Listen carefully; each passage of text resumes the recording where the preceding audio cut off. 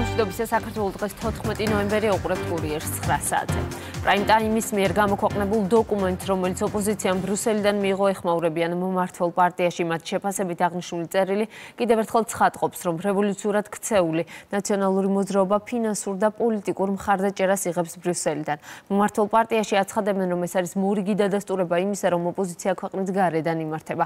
შეგახსენებთ, რომ საუბარია წერილზე, რომელიც ბრიუსელიდან ევროკავშირის მაღალჩინოსნებმა ოპოზიციას გაუგზავნის და რომლის შინაარსიც ოპოზიციის წარმომადგენლებმა ბრიფინგზე სიტყვასიტყვით გააჟღერეს. კიდევ ერთი სკანდალური ფაქტი გამოვლინდა.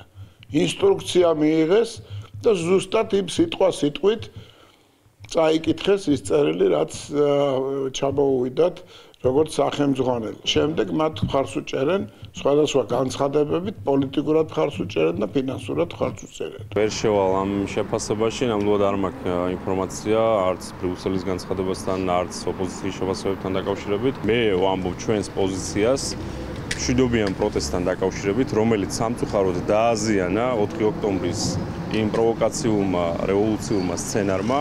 გამომდინარე აქედან ჩვენ არ მივიღებთ მონაწილეობას 28 ნოემბრის ამ აქციაში. სიახლეს მე განსაკუთრებულს ვერ ხედავ, მართალი გითხრათ. არჩევნების შედეგები გააუქმეთ და პარლამენტში არ შეხვიდეთო, ეს დირექტივა შეასრულეს და ეხლა მიტინგზე წასაკითხი ტექსტი რო გამოუგზავნეს, რა თქმა უნდა აქ უკვე გასაკვირი არც არაფერი არ არის, თუმცა სავალალო მდგომარეობა რომ არის, ეს არის ფაქტი და სწორედ ამას ვამბობთ ჩვენ, რომ არ შეიძლება შენი ქვეყნის და შენი სახელმწიფო სუვერენიტეტი ესე დაახურდავებინო გარედან ნებისმიერ ძალას.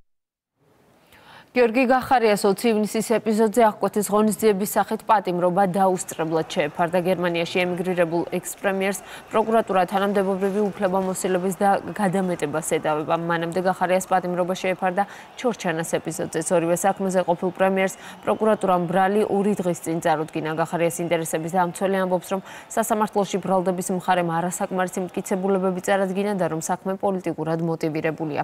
ბრალის დამტკიცების შემთხვევაში გიორგი გახარიას 13 წლამდე პატიმრობა ემუქრება.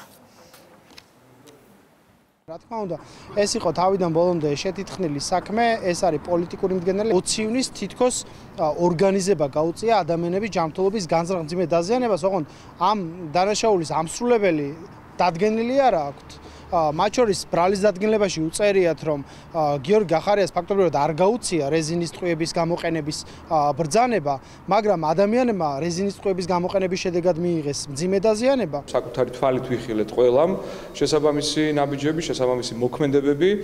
ეს ყველაფერი ძალიან დეტალურად არის ასევე გადმოცემული და აღწერილი პარლამენტის დროებით საგამოძიებო კომისიის დასკვნაში, ასევე საგულისხმოა, რომ არსებობს სტრასბურგის სასამართლოს გადაწყვეტილება იმასთან მიმართებით, რომ საქართველოს ფაქტობრივად დაევალა ხელმეორედ გამოძიება, რომ შესაბამისი პასუხისმგებელი პირების, მათ შორის პასუხისმგებლობის საკითხი ყოფილიყო საბოლოოდ გარკვეული. ასე რომ, დანარჩენი უკვე არის გამოძიების საქმე და სასამართლოს საქმე.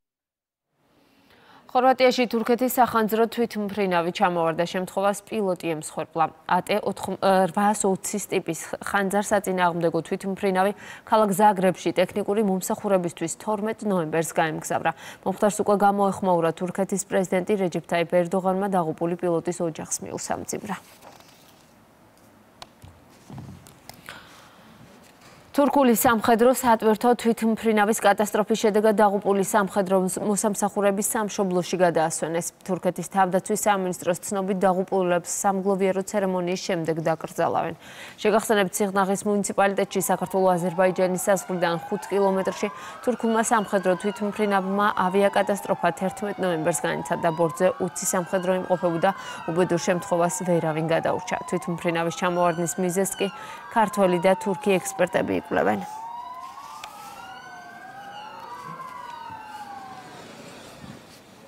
ომი უკრაინაში ისევ გრძელდება. ღამით რუსეთის ძალებმა კიევს შეუტიეს თავდასხმა უპილოტო საფრენი აპარატებითა და ბალისტიკური რაკეტებით განხორციელდა, დაშავდა 11 ადამიანი. უკრაინის დედაქალაქის რამდენიმე რაიონში დაიწყო საცხოვრებელი სახლები და მრავალბინიანი კორპუსები. შეტევას წინ უძღოდა უკრაინის მთელს ტერიტორიაზე საჰაერო განგაშის გამოცხადება, რაც რუსული MiG-31 კას გამანადგურებლების აფრენამ გამოიწვია. BBC ტრამპს ბოდიშს უხდის მისი გამოსვლის რედაქტირებისთვის თითქოს ამერიკის პრეზიდენტი მხარს უჭერს ძალადობას, თუმცა კომპენსაციის გადახდაზე უარს აცხადებს. ბრიტანეთის სამაუწყებლო კომპანიის განცხადებაში ნათქვამია, რომ თეთრ სახლს პირადი წერილიც გაუგზავნეს და ტრამპს განუმარტეს, რომ ცნობილი დოკუმენტური ფილმი, რომელიც სადავო მასალას შეიცავდა, აღარ გავრცელდება მათ არც ერთ პლატფორმაზე.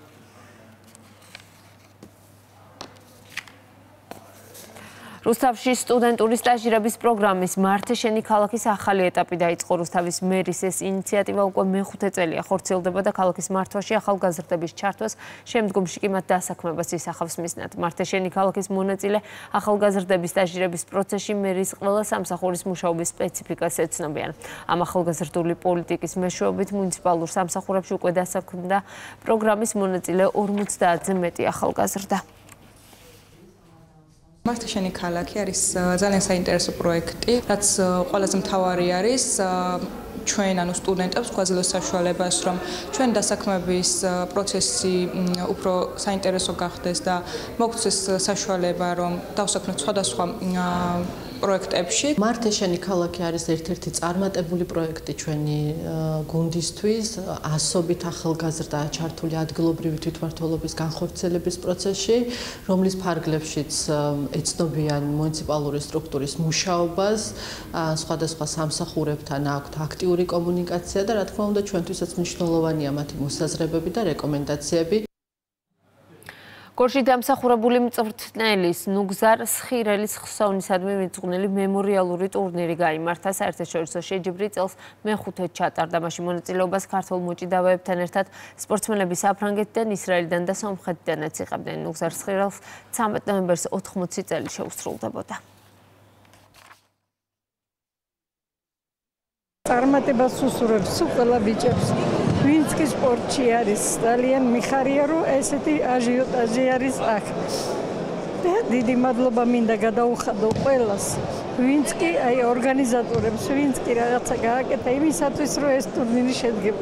ბატონო გუზარი იყო ადამიანი, რომელმაც შექმნა ისტორია სპორტის მიმართულებით, არაერთი ევროპის, არაერთი მსოფლიოს და ოლიმპიური ჩემპიონი ყავს აღზრდილი ბატონ ნუგზარს. მე კეთს ვიხრი მის წინაშე. საქართველოს დაცული ტერიტორიების ვიზიტორების მაჩვენებელი გაზრდილია 2025 წლის მხოლოდ 10 თვის მონაცემებით ტერიტორიებს 1,55,187 დამთვალიერებელი სტუმრობდა, რაც გასულ სრულ წელთან შედარებით 10%-ით მეტია. სააგენტოს ინფორმაციით, ტურისტების მატების ერთ-ერთი მიზეზი სარეკრეაციო ინფრასტრუქტურის გაუმჯობესება და ახალი სერვისების დანერგვა. დაცული ტერიტორიების სააგენტო აგრძელებს მუშაობას ეკოტურიზმის განვითარების მიმართულებით. ამ კუთხით ხორციელდება როგორც სარეკრეაციო ინფრასტრუქტურის მოწესრიგება, ასევე ახალი ეკოტურისტული სერვისების დანერგვა. უნდა აღინიშნოს, რომ დაცული ტერიტორიების სააგენტო აგრძელებს მუშაობას ეკოტურისტული ინფრასტრუქტურის და სარეკრეაციო ინფრასტრუქტურის განვითარების კუთხით. უახლოეს პერიოდში გაიხსნება თბილისის ეროვნულ პარკში საბადურის და ზედაზენის უბნებზე სარეკრეაციო ინფრასტრუქტურა.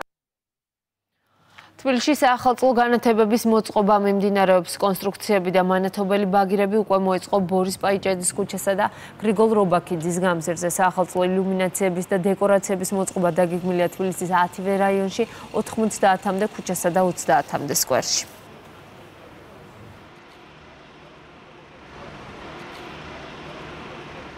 ღონისძიების პარკლებში განხორციელდება 90-მდე ქუჩისა და 30 სკვერის განათება. განათებაში ჩართული არის თბილისის ჯგუფის 190-მდე თანამშრომელი და 40-მდე სპეციალიზებული ტექნიკა. სამუშაოების პარკლებში დაიკიდება როგორც გირლანდები, სათამაშოები, ილუმინაციები და სხვადასხვა სიურპრიზები, რომელიც ჯერჯერობით დედაქალაქის მოსახლეობამ არ იცის. საახალწლო ილუმინაციების და განათების მონტაჟი განხორციელდება დედაქალაქის მასშტაბით სრულად 10-ვე რაიონში. ასეთი იყო ახალი ამბები ამ დროისთვის. სხვა სიახლეებს შეგიძლიათ გაიცნოთ ჩვენს ვებგვერდზე. მე განახლებული ინფორმაციით დაგიბრუნდებით 10 საათზე.